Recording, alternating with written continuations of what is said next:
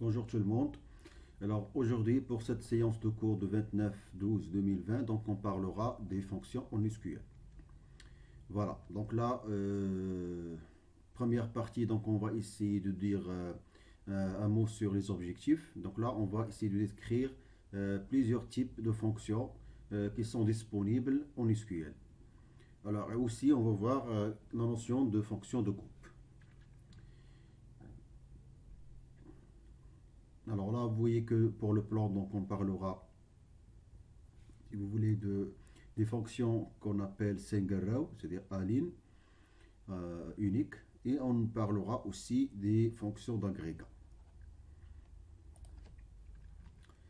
Alors, single row fonction. Donc là, vous voyez que déjà dans le SQL, on a, on va dire, deux catégories de fonctions. Première catégorie, on appelle single row function.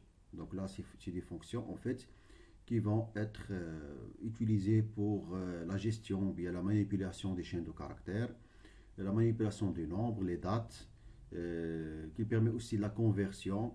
Et il y a aussi des fonctions de type général et vous aurez à la fin des fonctions pour faire les conditions.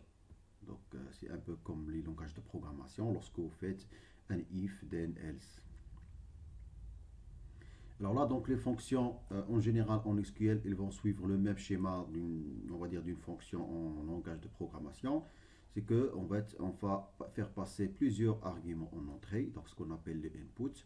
Alors la fonction, bien sûr, il va essayer de calculer pour nous envoyer les résultats. Donc là, vous voyez que ça, c'est un schéma très classique, utilisé même dans les fonctions des langages de programmation. Alors là, donc, on distingue dans les fonctions de SQL deux catégories. Donc la première, comme j'ai dit, donc on appelle les single row et la deuxième, c'est multiple row.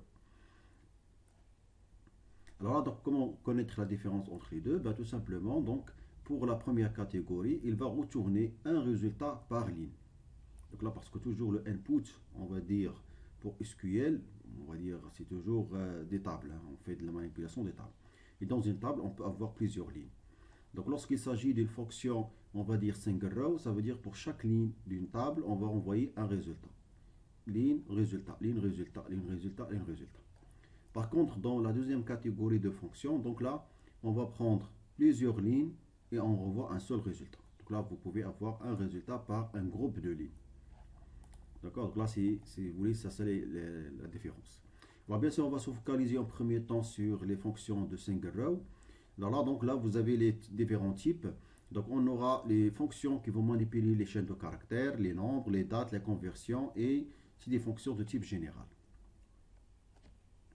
Alors là, donc pour la première catégorie, on va dire le premier type de fonction single row, on va parler des fonctions de chaîne de caractères. Donc là, vous avez, bon, c'est pas une liste exhaustive, mais on va dire une première liste qui contient les fonctions donc prédéfinies dans SQL. Donc vous aurez les fonctions qui font la gestion comment dire, de cases. Alors on va dire premièrement une fonction lower qui permet de convertir majuscule en minuscule. Et vous avez l'inverse qu'on appelle upper et vous avez le init cap. Donc init cap, si vous voulez, donc ça va permettre, comment dire, de mettre la première lettre en majuscule et le reste en minuscule. Vous avez aussi d'autres catégories qui font de la manipulation de chaînes de caractères. Donc vous aurez le concat pour faire de la concaténation, substr, etc., etc. Voilà, donc là on va prendre un exemple pour les case manipulation functions. Donc là vous voyez que si j'appelle lower SQL courses, donc là ça permet de convertir le majuscule en minuscule. Alors le upper c'est un peu l'inverse. Alors on va mettre en sortie le minuscule en majuscule. Bien sûr lorsqu'il s'agit de majuscule ça va rester majuscule. Et vous voyez ici dans UnitCap, donc il envoie quoi? Il envoie tout simplement une première lettre de chaque mot en majuscule et le reste il sera en minuscule. Donc là vous voyez que ce sont des fonctions très simples, d'accord, pour faire de la gestion, on va dire, de la case, on va dire. Voilà, donc là vous voyez que parmi les utilités de ces fonctions. Alors là, donc, vous voyez ici, on dit display de employee number, name and department number for employees. Vous voyez ici, donc, le nom qu'on a mis, c'est Higgins. Higgins avec un H qui est majuscule. Alors, une chose importante, c'est que lorsque vous faites du SQL sur des tables, alors on a dit que SQL n'est pas sensible à la casse lorsqu'il s'agit du syntaxe. Qu'est-ce que cela veut dire? Cela veut dire que par exemple, vous pouvez faire select en majuscule, vous pouvez le mettre en minuscule, ou bien combinaison majuscule-minuscule, c'est pareil. Parce que le langage en lui-même, il n'est pas sensible à la casse. Par contre, lorsqu'il s'agit des données, alors là, donc bien sûr, les données, elles sont sensibles à la casse. Par exemple, si je cherche une personne, par exemple, qui s'appelle Higgin, où toutes les lettres, elles sont en minuscule, alors là, donc vous voyez que, voilà, donc Oracle, on va dire, parce que nous, on va travailler sur Oracle, donc le SQL de Oracle, il va tout simplement chercher dans la table employees les noms, les personnes ou bien les employés qui ont un last name qui égale Higgins. Alors là, donc, il va respecter ici la case, donc là, on va dire, il va chercher si éventuellement il y a une personne qui a un last name stocké sous forme de Higgins, tout en minuscule. Donc là, lorsqu'il a cherché, il ne va rien trouver. Par contre, si je cherche, si vous voulez, la même chose, donc la même requête, sauf que à la place d'appeler directement last name, j'applique le lower sur last name. Et je compare avec Higgin. Donc là, vous voyez qu'effectivement, il a trouvé, si vous voulez, une personne qui s'appelle Higgin. Alors tout simplement, parce que tout simplement ici, le nom de Higgin, il était stocké avec initcap. D'accord? Donc ça veut dire quoi? Ça veut dire que la première lettre, elle est en majuscule et le reste, il est en minuscule. Alors le moment qu'on a comparé le last name avec Higgin, qui est tout en minuscule, donc là, il a trouvé que ça, ce sont différents. Pourquoi? Parce que leur code ASCII, il est différent. Donc le moment qu'on a appliqué le lower, et là, donc, ça passe. Pourquoi? Parce qu'on va comparer en fait le lower de last name avec Higgin. Alors bien sûr, il va prendre Higgin, il va le convertir en minuscule, et après, donc, il va matcher avec cette valeur, ce qui va renvoyer, si vous voulez, une première ligne. Donc là, faites attention, lorsqu'il s'agit du langage select de SQL, bon, il n'est pas sensible à la casse. Par contre, lorsque vous faites une comparaison avec des chaînes de caractères constantes, donc là, les données elles sont stockées, comment dire, avec leur code ASCII, donc cela veut dire qu'ils sont sensibles à la casse. Voilà, donc là, donc, dans la deuxième partie sur les fonctions de caractère, donc là, vous avez des exemples pour concaténation. Par exemple, ici, je concatène hello world, donc ça donne hello world. Substr, donc là, vous voyez que je prends ici une chaîne de caractères. Alors, je prends la position, ici, la longueur. Donc, je vais commencer à partir de la 6e position. Donc là, 1, 2, 3, 4, 5, 6. Donc là, je commence à partir de 6 et je renvoie les 5 comment dire, lettres. Donc on va dire une longueur de 5. Donc là, vous voyez, il fait l'extraction, on va dire, d'une sous-chaîne à partir d'une chaîne initiale. Bien sûr, en mentionnant le départ et la longueur. Alors, length hello world, donc ça permet de calculer, si vous voulez, la longueur de cette chaîne de caractères.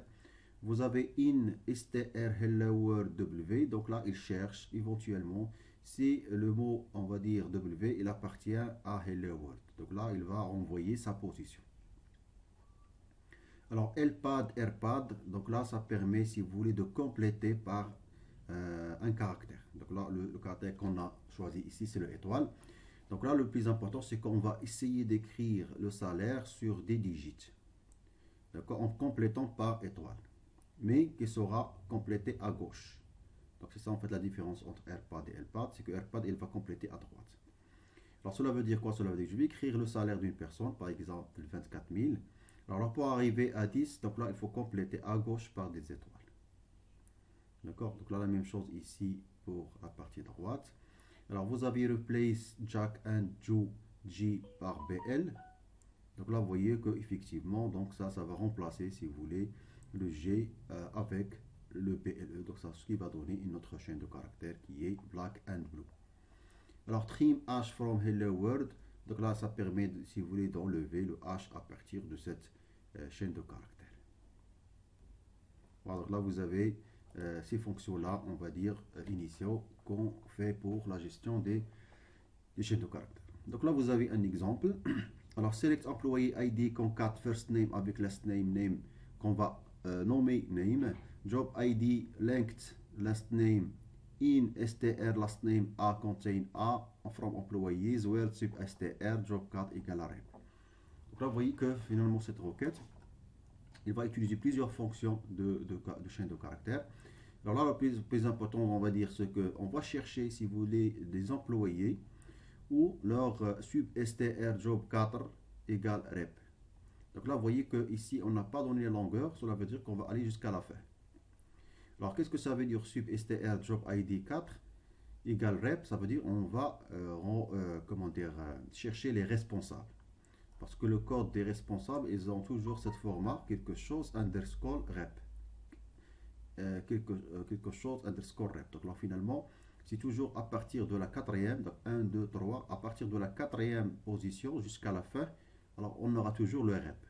D'accord, on va dire, on cherche tous les types de responsables qu'on a au niveau de l'entreprise. D'accord, vous voyez ici, cette requête, elle va chercher les responsables. Alors maintenant, qu'est-ce que je dois afficher pour ces responsables? Alors je vais afficher bien sûr leur employé ID, on le trouve. On va concaténer leur first name avec leur last name, d'accord, et ce qui va donner le name. D'accord, donc là par exemple ici Hélène Abel. Donc là c'est le résultat d'une concaténation de leur first name qui est Hélène avec last name qui est Abel. Alors ensuite j'affiche leur job ID, voilà on le trouve, et j'affiche la longueur de last name. D'accord, donc leur last name, donc si vous voulez c'est la deuxième, donc Abel par exemple il a 1, 2, 3, 4, donc on le trouve ici. Tyler donc 1, 2, 3, 4, 5, 6, donc 3 et 3 donc ça fait 6, etc. etc. Donc Fry par exemple c'est 3. Donc là on cherche la longueur si vous voulez, quoi qu'il la longueur de deuxième de last name. Ensuite, in str last name 1 contain, alors là donc je cherche est-ce que A il appartient à, alors A minuscule dans last name. Par exemple pour Abel c'est 0, d'accord, parce qu'il n'appartient pas, d'accord, donc cet allié là contient A, donc il va trouver 0, c'est-à-dire on n'a pas trouvé si vous voulez le A, le minuscule dans Abel, parce que là Abel il est stocké en majuscule. Par contre dans la deuxième, oui effectivement, donc on trouve ici le petit A qui est positionné en deuxième, donc là on voit sa position 2. Alors Grant c'est 3 parce qu'il est en troisième position, et Fay c'est en 2 parce qu'il est dans la deuxième position. Alors, donc, using substr functions with different arguments. Alors, par exemple, ici, on fait select substr hello world 4. Voilà, donc là, 1, 2, 3, 4. Donc là, vous voyez que ça va renvoyer à partir de là jusqu'à la fin. Alors, qu'est-ce que ça veut dire dual?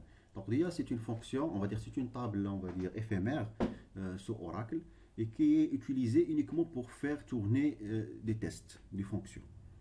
Alors, parce que comme vous savez, donc le from, une table, il est obligatoire dans Oracle. Par exemple, si vous travaillez sur SQL Server, ça, c'est pas obligatoire. C'est-à-dire vous pouvez faire select quelque chose sans faire le from.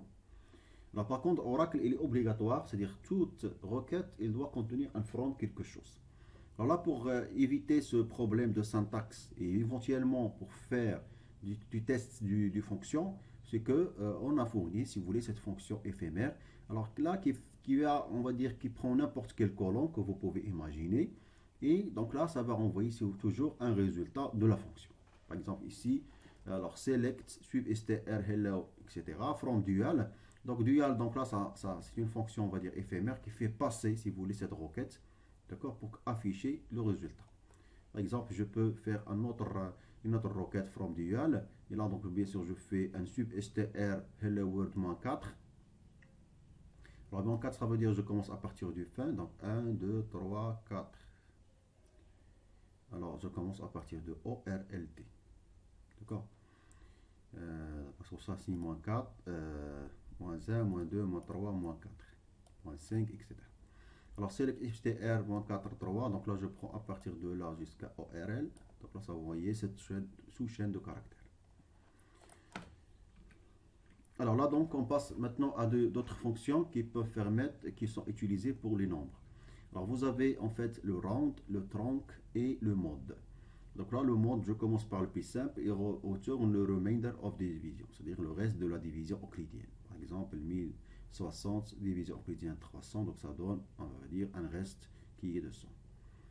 Alors, round, il permet, si vous voulez, d'arrondir un chiffre. Par exemple, on va dire 45,926,2. Donc là, ça va envoyer, voilà, arrondir, si vous voulez, ce chiffre-là, d'accord, avec 2, d'accord. Donc là, on va, puisque ici, on va voir ici 926, alors puisque 6, il est supérieur à 5, donc là, ça veut dire ce 2-là, il va passer à 3, d'accord. Alors, par exemple, ici, dans 4, par contre, il va tronquer tout simplement. Donc, on va garder juste les deux derniers chiffres. Ah, pardon, les deux premiers chiffres. Parce qu'ici, on demande deux premiers chiffres après la virgule. Donc là, vous voyez que la troncade avec le rond, il va permettre d'arrondir. Au moment que, par exemple, ici, c'est 6. Alors là, donc, on va arrondir au chiffre suivant. Ça veut dire que ce sera 9. Alors, for all employees with job title of sales represent calculate the remainder of salary after it's divided by 5000. Donc là, vous voyez qu'on appelle la fonction mode. Donc, last name, salary, mode salary, 5000, etc., etc. Donc là, vous voyez que ça, on va juste appliquer, si vous voulez, la fonction mode. Alors, donc là, je peux travailler aussi dans la partie date. Donc là, vous voyez que dans Oracle, et notamment, on va dire SQL en général, donc là, ça accepte un type qui est un peu particulier, ce qu'on appelle le type date. Alors là, on va dire dans Oracle Database, store data in internal numeric format, donc sous la forme de century, donc on stocke le siècle, l'année, le mois, le jour, l'heure, la minute et la seconde. D'accord. Donc pour nous, lorsque on crée une date, un type date, une valeur de type date, donc cela veut dire qu'Oracle en interne, il va stocker en fait toutes ces informations. Alors qui est le siècle, l'année, le mois, le jour, l'heure, la minute et la seconde. Alors, donc là, vous voyez que, par exemple, sur cette requête, on fait select last name hire date from employees, where hire date inférieur à 01-feb-88. Alors là, donc là, une chose importante, c'est que quelqu'un va se demander comment on peut comparer deux types différents. Par exemple, ici, vous avez, c'est une chaîne de caractères, et ça, c'est un type qui est stocké sur Oracle en date. Ça veut dire le hire date, c'est-à-dire la date de recrutement. On va trouver, par exemple, le siècle, on va trouver l'année, etc., etc. Alors là, donc ça veut dire quoi? Ça veut dire que tout simplement Oracle, il va comprendre cette requête et il va envoyer, si vous voulez, toutes les personnes qui ont été recrutées avant cette date. D'accord? Mais cette date, il est donnée sous forme de chaîne de caractères. Bien évidemment, donc Oracle, il a la capacité de faire de la conversion qui est implicite. D'accord? Parce qu'il y aura deux types de conversions. Les conversions qui sont implicites, donc ça veut dire qu'Oracle, il va les faire pour nous. Et il y aura parfois donc comment dire, des conversions qui seront explicites. Donc c'est le programmeur SQL qui va le fournir. Alors là, donc vous avez le sysdate. Donc le sysdate, donc ça permet de retourner, si vous voulez, la date actuelle du système. Alors là, pour connaître par exemple le système, la date du système de votre serveur Oracle, donc il suffit de faire select sysdate from dual. Donc là, il va vous afficher par exemple la date du système. D'accord? Par exemple, aujourd'hui, ou la date avec le minute, l'heure, etc. Alors là, donc, arithmetic with date. Donc là, je peux par exemple faire des opérations arithmétiques sur les types date. Donc là, je peux ajouter ou soustraire un nombre to or from a date or a resultant date value. Subtract to date to find the number of days and add hour to a date by dividing the number by 24. Voilà, donc là, je vais prendre cet exemple. Voilà, donc là, je vais... voilà, cet exemple. Donc là, qu'est-ce que je fais dans cette requête? Ben, tout simplement, donc on fait select last name, je prends la date du système, moins la date du recrutement divisé par 7. Et j'appelle ça WIX. From employees where department égale 90. Alors finalement, cette requête, qu'est-ce qu'il va me fournir? Il va me fournir, si vous voulez, le nombre de semaines travaillées par chaque employé du département 90. D'accord? Le moment que j'ai divisé par 7, ça veut dire que je vais, si vous voulez, calculer le nombre de semaines. Parce que cette différence, comme on a dit, parce que vous faites moins, Alors ça, vous calculez quoi? Vous calculez le nombre de jours entre deux dates. Date moins une date. Donc ça vous renvoie combien de jours, par exemple, un employé il a travaillé. Mais le moment qu'on a divisé par 7, donc ça veut dire quoi? Ça veut dire que je cherche le nombre de semaines. D'accord? Travaillé par chaque employé du département 90. Donc là, vous voyez que, effectivement, par exemple, pour King, il a travaillé à peu près 1003 semaines, on va dire, point 8. Par exemple, celui-là, 885, etc., etc. Alors, vous avez bien sûr d'autres fonctions qui s'appliquent sur les dates. Alors, vous avez entre autres le month between. Donc là, si vous voulez chercher combien de mois entre deux dates. Alors, si vous voulez rajouter par exemple des mois à une date, donc là, vous appliquez la fonction add-month. Alors, next days, donc next day of the date specific. C'est-à-dire si je donne une date quelconque, lorsque je cherche le jour, le jour prochain, donc là, j'applique la fonction next date. Alors là, last day, donc je cherche le dernier jour du mois, d'une date. Round aussi, il s'applique pour les dates. Donc là, c'est pour arrondir une date. Et truncate, c'est pour tronquer une date.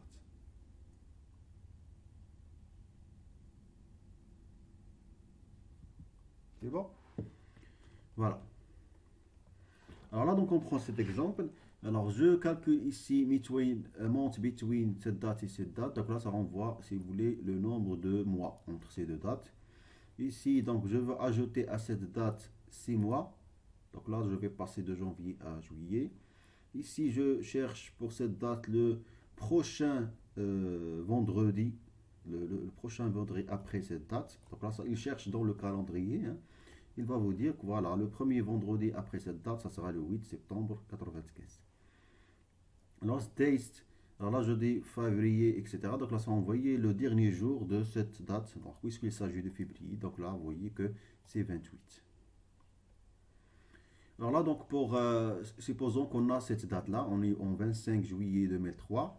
Alors là, donc, lorsque je vais arrondir, si vous voyez, si je fais round système monte, donc là, vous voyez que round, il prend deux paramètres, la date et soit le monte, soit l'année. Alors si je fais monte, donc je vais arrondir au mois. C'est-à-dire le 25. Alors là, vous voyez qu'on a dépassé le 15 juillet. Cela veut dire quoi? Cela veut dire qu'on va arrondir au 1er août 2003. Par contre, ici, si je fais arrondir, si vous voulez, par année, donc je passe, si vous voulez, au 1er janvier 2004. Pourquoi? Parce que le juillet, il dépasse le 5. C'est-à-dire, toute valeur, on va dire, où le mois il est inférieur au mois 5, donc il va revenir sur la même date. C'est-à-dire, il sera le 1er janvier 2003, par exemple. Mais le moment que tu es en janvier, c'est-à-dire tu es comment dire, à 2 mois après le 5, le mois 5, donc ça veut dire que tu passes à l'année suivante. Alors là, donc si vous faites truncate monte, voilà, donc là vous voyez que celle-là par exemple, il va revenir si vous voulez au 1er juillet 2003. Et si vous faites la même chose pour l'année, donc il revoit, comment dire, au janvier 2003. D'accord? Donc là vous voyez, il va tronquer si vous voulez, donc on va tronquer par mois, c'est-à-dire on va prendre ici toujours les premiers jours du mois, ici les premiers jours de l'année.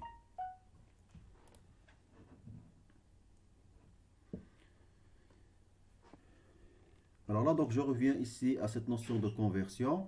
Donc là, je dis que pour les dates type, donc on aura des conversions qui sont implicites faites par le système et il y aura aussi des fonctions qui permettent de faire de la conversion explicite.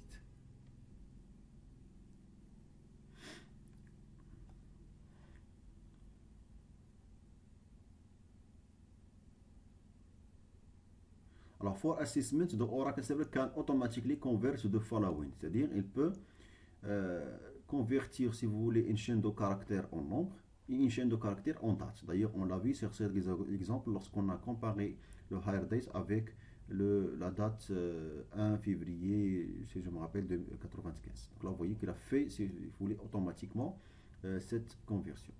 Alors aussi, il fait tout ce qui est number, chaîne de caractères, et date, chaîne de caractères. For expression, donc implicit data conversion. Alors là, for expression evaluation, the Oracle Server can automatically convert the following. D'accord? Ça va bien. Alors maintenant pour tout ce qui est explicite. Donc si vous voulez faire comment dire, de la conversion explicite. Alors pour cela, donc là vous avez les deux types qu'on a. On a les nombres, on a les caractères et on a les dates. Donc dans les caractères, on va trouver char, varchar, etc. Alors là, donc vous voyez que pour passer, si vous voulez, de number vers char, donc la méthode c'est to char, toujours. Donc to char. Donc to char un nombre, il renvoie un caractère. La même chose, si vous êtes une date et vous voulez convertir une date en chaîne de caractères, vous faites to char vers caractère. Alors maintenant, vous voyez que tout à l'heure, lorsqu'on a converti le caractère en date, donc là, on a appliqué implicitement la fonction toDate.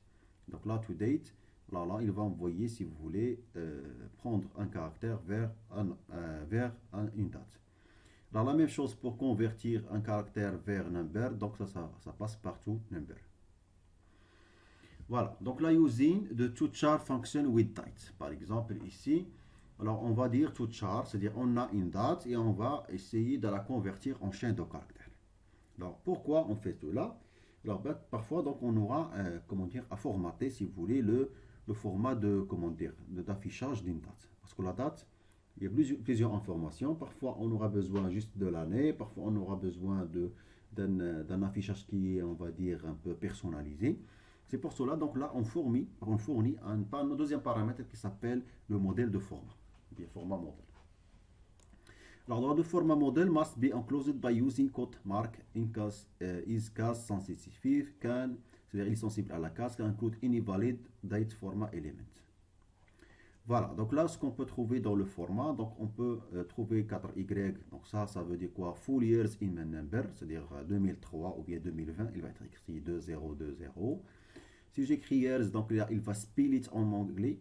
Donc il va écrire en anglais l'année. Alors si je fais MM, donc là, les two digit value of month. D'accord. Ce que ça veut dire quoi? Ça veut dire, par exemple, nous, on est dans le 12, il va écrire 1, 2. D'accord, tout simplement. Alors month, si j'écris month, donc là, full name of the month. Par exemple, December, January, etc. Si je fais MON, donc 3 letter abbreviation of the month. Par exemple, on va dire janvier, ça veut dire GAN.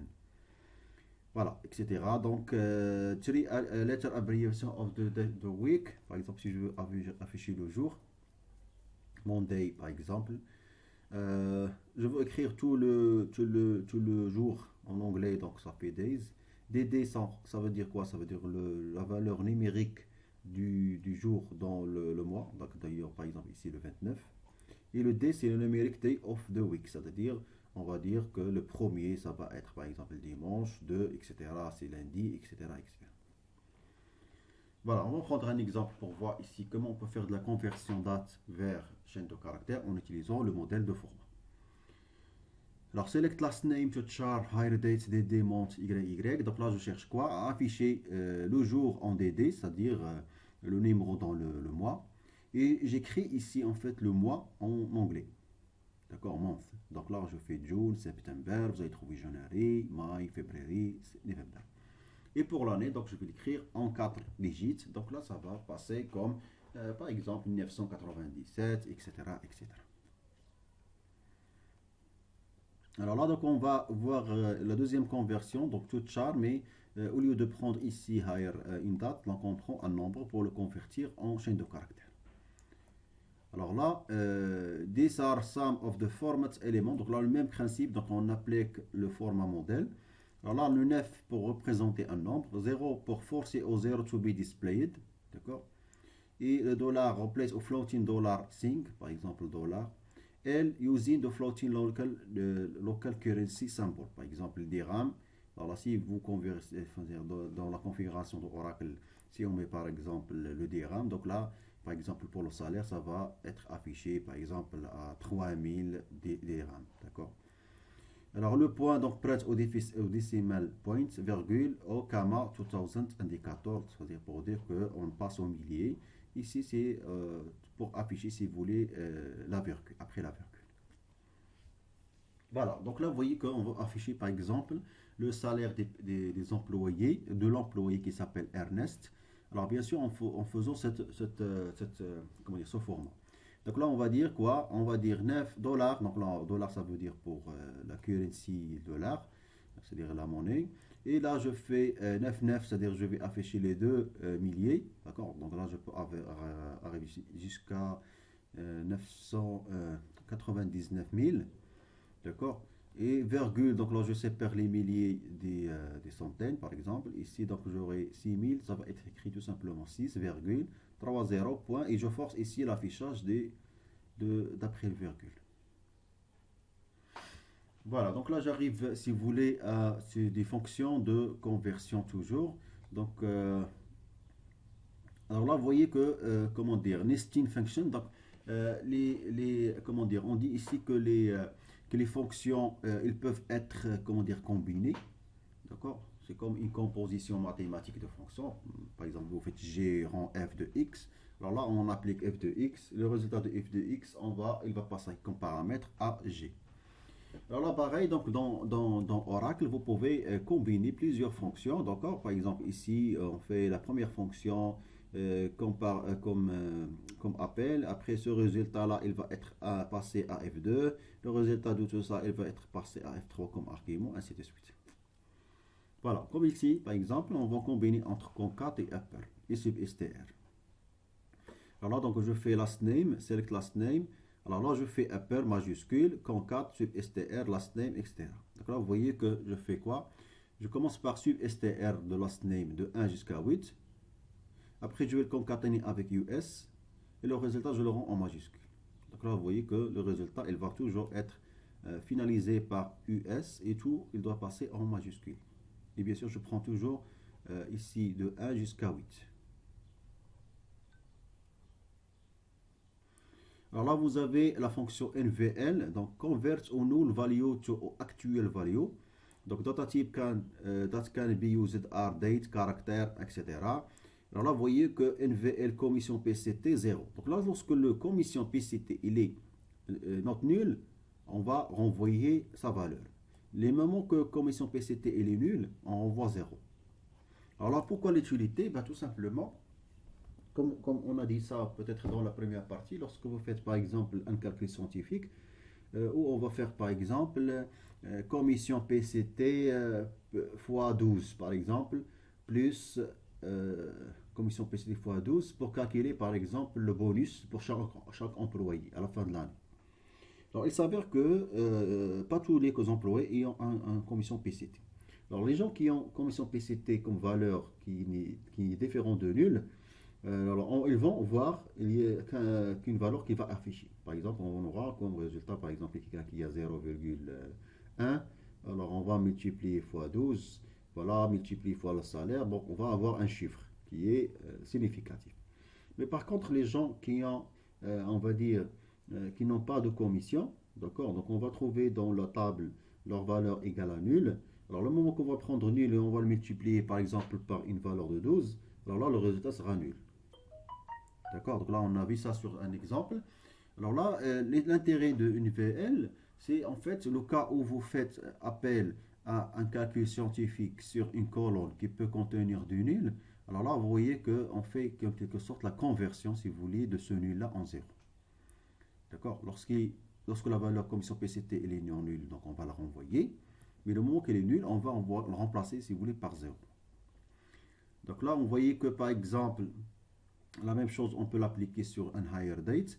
Alors là, si par exemple, quelqu'un où on n'a pas sa date de recrutement, donc on va le remplacer, si vous voulez, avec 01 janvier 97.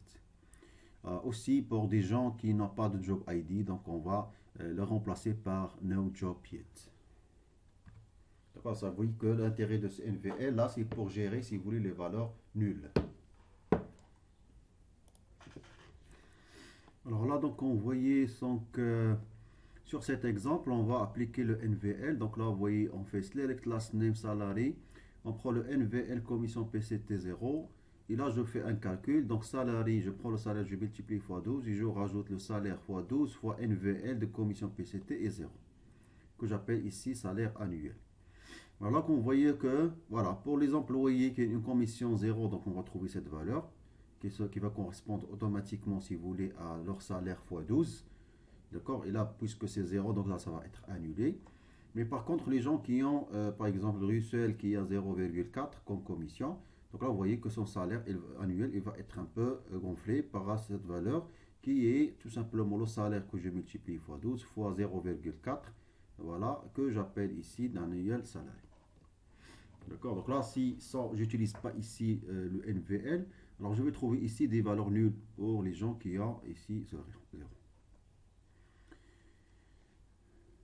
Alors là, donc vous avez une deuxième version, on va l'appeler NVL2. Donc là, vous voyez que NVL2, je prends le commission PCT et je lui donne ici deux options. Alors ça sera le salaire plus commission ou bien salaire. Alors lorsqu'il n'y a pas la valeur elle est nulle, donc je renvoie sale. Si la valeur n'est pas nulle, donc je renvoie sale plus com. Donc là, vous voyez que ça, c'est une version. Voilà, et je fais passer trois paramètres. Donc la colonne, d'accord, par exemple, et ici, je fais deux valeurs. Le cas, il n'est pas vide, il n'est pas nul, donc j'envoie ça, deuxième argument, sinon j'envoie le troisième. Donc là, vous avez aussi la fonction null if. Alors là, donc je fais select first name, length de first, que j'appelle expression 1, length de last name, j'appelle expression 2. Alors null if length first last name. Alors là, je renvoie last name result. Alors là, qu'est-ce qu'on va faire par cette fonction? Qu'est-ce que je fais par cette fonction en fait? Ici, donc je prends, ici vous voulez 5, donc ça correspond ici à la longueur de first name. Ici, le 4, il correspond à la longueur de last name. Et le result, donc là je fais, si vous voulez, nil if last name. Alors donc, comme j'ai dit, donc, alors là vous voyez que nil if, donc là il va comparer, si vous voulez, le premier argument qui est length first name avec le deuxième argument qui est length last name. Lorsqu'ils sont égaux, il renvoie nul, sinon il renvoie le premier argument. Par exemple ici, 5 avec 4, donc ils sont différents, donc on envoie 5. Ici 6, 6, donc on envoie nul. Ici 3, 7, donc ils sont différents, je renvoie le premier, ainsi de suite. Alors là, on va passer aux expressions conditionnelles. Alors là, donc dans les conditions conditionnelles, c'est un peu la logique de if then else. Alors case expression, des code functions, donc là vous avez deux. Alors là, vous avez la première qui est case. Alors là, donc je fais case expression, win, comparaison expression, donc je retourne expression 1. Si comparaison expression 2, je retourne expression 2, etc. etc. Donc là, il ne faut pas oublier le end. Alors sur l'exemple, donc je fais select last name job ID salary. Alors quand le job ID égale à IT programmeur, donc je vais envoyer le salaire fois 1,10. Lorsque il est égal à ST clerk, donc ce sera 1 fois 1.415. Lorsqu'il s'agit de SRF, donc ce sera 1 multiplié fois 1.20. Sinon, donc ce sera le salaire. Donc là, vous voyez qu'on a construit une autre colonne qu'on appelle, on va dire, simulation d'un salaire révisé. Par exemple, je vais rajouter à certains jobs, mais pas tout le monde. Donc uniquement c'est dans ces trois catégories qu'on va, si vous voulez, augmenter leur salaire. Alors des codes, c'est un peu le même philosophie de case, sauf que la syntaxe elle est plus allégée, donc on ne va pas manipuler beaucoup de when. Alors là, vous voyez que le décode, donc on prend colonne 1, expression search 1, result 1, search 2, result 2, etc. Et vous aurez un résultat par défaut. Alors je reprends le même requête. Alors avec décode, donc je décode le job ID, donc selon la valeur. Donc si il est égal à IT programmeur, donc je renvoie 1.10 fois salarié. Si il est égal à la deuxième, donc ça c'est le search 2 avec result 2, search 3 avec result 3. Et sinon, donc je renvoie la valeur par défaut qui est le salaire. Voilà, donc là je crois qu'on a terminé la première partie sur les fonctions single row. Alors là, on va passer encore dans la première séance, la prochaine séance sur le groupe. Alors donc je rappelle une chose, c'est que demain, donc on va commencer la partie sur SQL, TPSQL. Alors là, je vous invite tous à télécharger la machine virtuelle que j'ai mise sur l'ENT. D'accord, donc sur l'ENT, en principe, vous avez le lien pour accéder, si vous voulez, à cette machine virtuelle. Donc là, vous voyez que lien.vmware, donc là, c'est pour installer le VMware. Par contre, ici, donc c'est lien pour la VM Oracle. Donc là, il faut juste cliquer bien sûr, pour télécharger, si vous voulez, cette machine virtuelle. D'accord, donc là on aura besoin pour faire le TP. Et bien sûr, il faut installer entre autres le VMware. Donc là vous avez déjà la version VMware. Donc là il faut télécharger aussi VMware Workstation Pro. D'accord, vous avez le numéro de série, vous pouvez, si vous voulez, activer par la suite. Voilà, donc là je vous invite tous à télécharger parce que demain on commence la partie pratique. Voilà, donc ça sera tout pour aujourd'hui. Je vous donne rendez-vous demain pour le TD et bonne journée à tout le monde.